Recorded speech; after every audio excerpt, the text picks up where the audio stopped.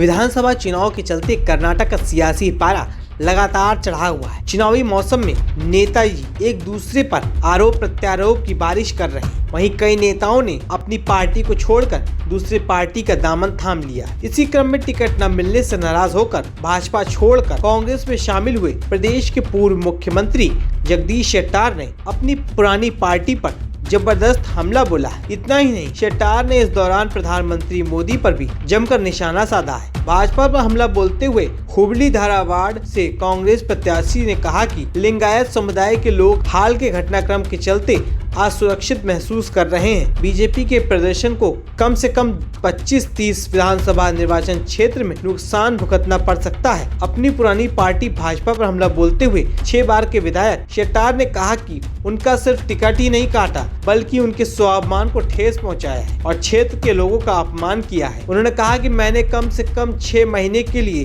विधायक बनने का अवसर मांगकर राजनीति से आदर पूर्वक संन्यास की मांग की, लेकिन पार्टी ने मुझे अंतिम घड़ी में टिकट देने से मना कर दिया। कांग्रेस में शामिल होने पर शेट्टार ने कहा कि राष्ट्रीय पार्टी से इतने वर्ष जुड़े रहने के बाद वो सिर्फ किसी राष्ट्रीय पार्टी के साथ ही रहना चाहते थे। उन्होंने कहा कि अगर मैं निर्दलीय चुनाव लड़ा तो वो मेरे आसपास के लोगों को डरा धमका कर मुझे अलग थलग कर देते, क्योंकि वे राज्य और केंद्र सरकार में सत्ता में हैं। मैंने सिर्फ कांग्रेस से कहा कि मेरे साथ सम्मान से पेश आओ और कांग्रेस कार्यकर्ता हर स्तर पर मेरा समर्थन कर रहे हैं। भाजपा में वापस लौटने पर पूर्व मुख्यमंत्री ने कड़े शब्दों में कहा कि प्रदेश भाजपा सिर्फ एक व्यक्ति BL संतोष के हिसाब से चल रही है, जो केवल अपने करीबियों को ही आगे बढ़ाना चाहते हैं। उन्होंने कहा कि PM मोदी के बुलाने पर भी भाजपा में वापस जाने का कोई मतलब नहीं है, यह एक बंद अध्याय है। शेट्टार ने कहा कि अब वो सिर्फ एक पार्टी कांग्रेस के लिए प्रतिबद्ध है। बता दें कि कर्नाटक में विधानसभा चुनाव